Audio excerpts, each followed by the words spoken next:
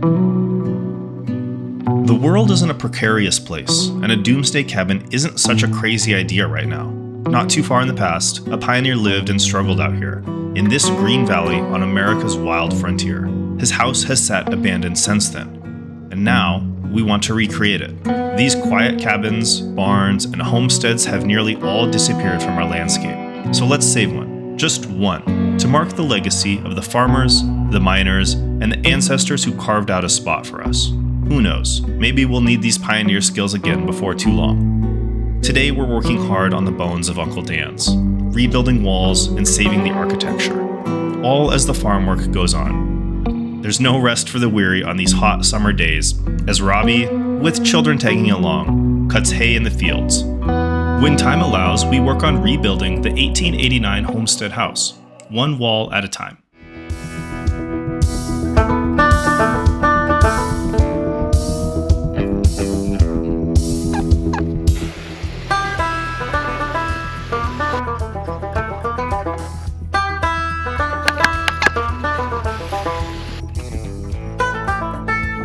Alright, it's already in the 90s this morning, but this is the stuff we got to spray onto the old north wall. So we had some great comments in some of our past videos giving us ideas on what to do.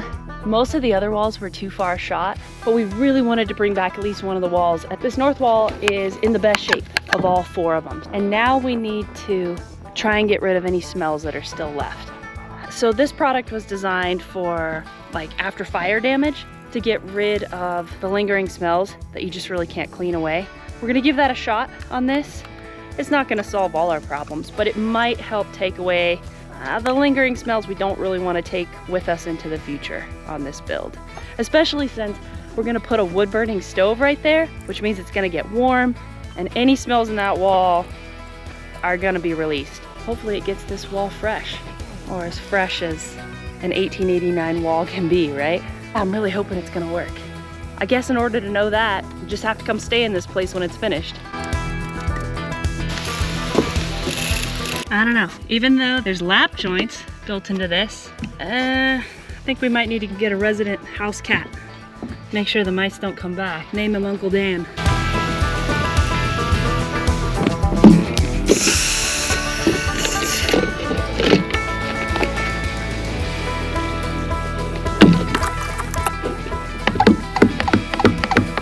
Back to get kids, and maybe this afternoon we'll be able to come back out and do some more.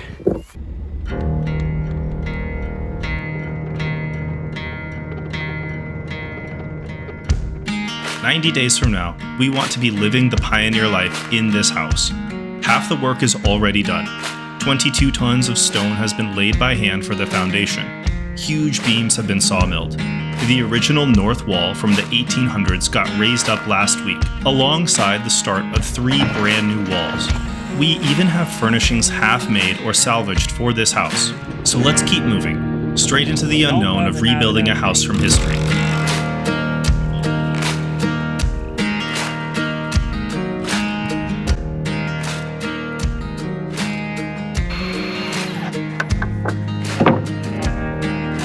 Put your hand here, holding it, and there about time a 6-inch screw goes running through the brake top.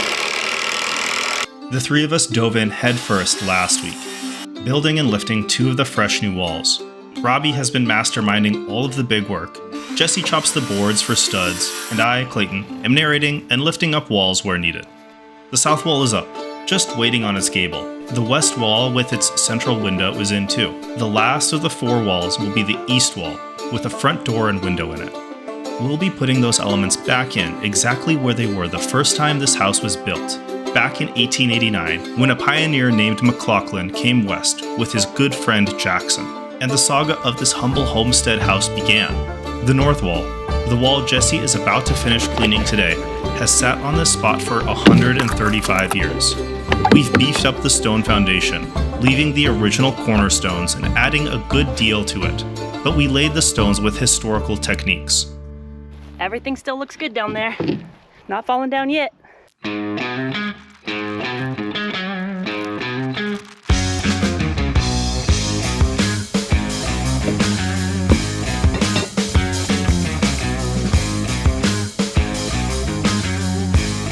swear no matter how many times I clean out these walls, there's always something else that falls out.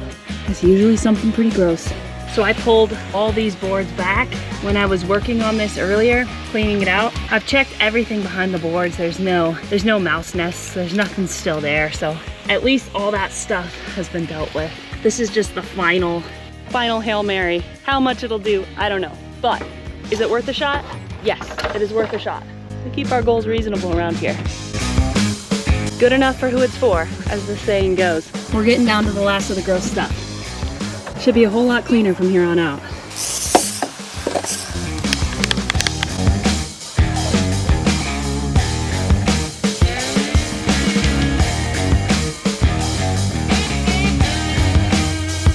an old bullet.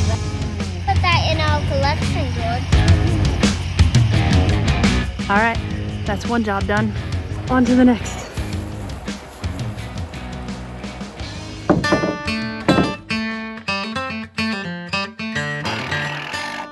We didn't go the classical right method of preservation on this house, partly because we couldn't afford it, and partly because that's overkill for this humble place.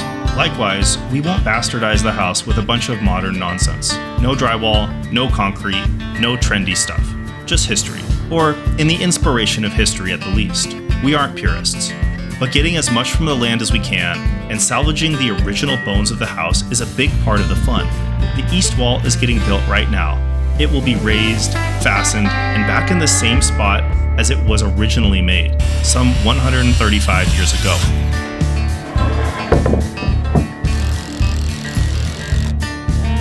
206 and a quarter.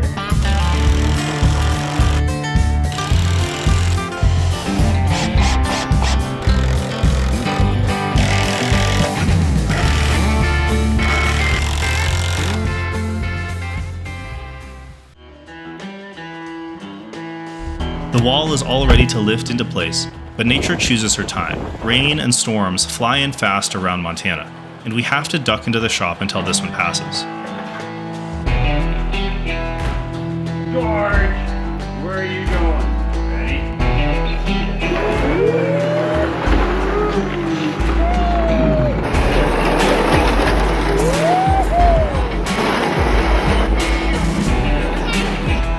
Make hay while the sun shines, they say, and that is for very good reason. Hay waits for no man. We dodged a bullet on the last storm, but this crop needs harvesting now, or else this year's income could be lost.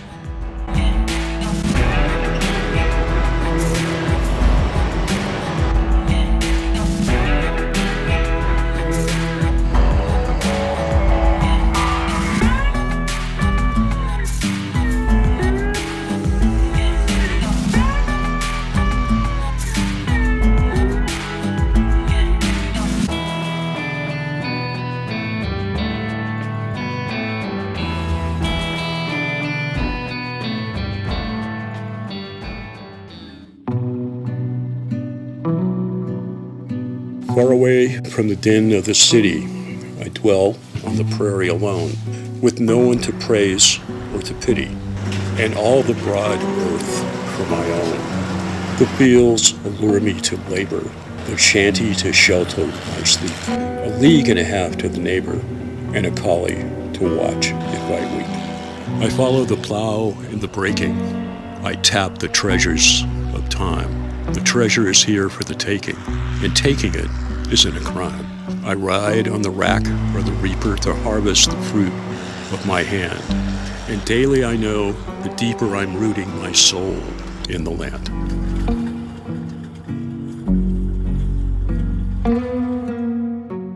It's the end of a long, hard work day. We've got some dinner to bring to Robbie, but he is on the far edge, one of the farthest fields. It's gonna be a bit of an adventure to get there, but we're bringing him dinner.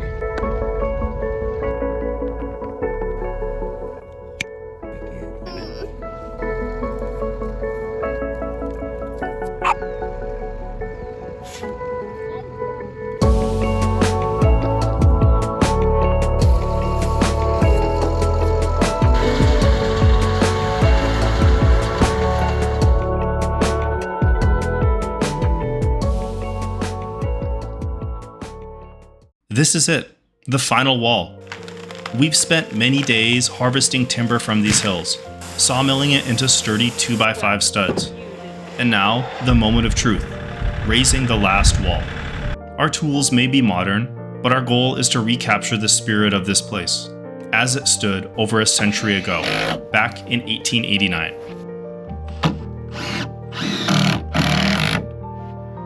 The east wall is up. The front door and window openings are framed. All 4 walls make it look like a house again.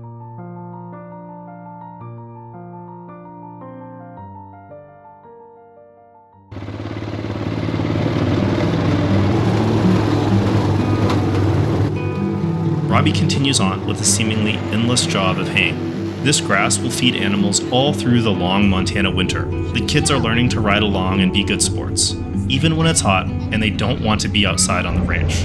But they're helpful and they're needed.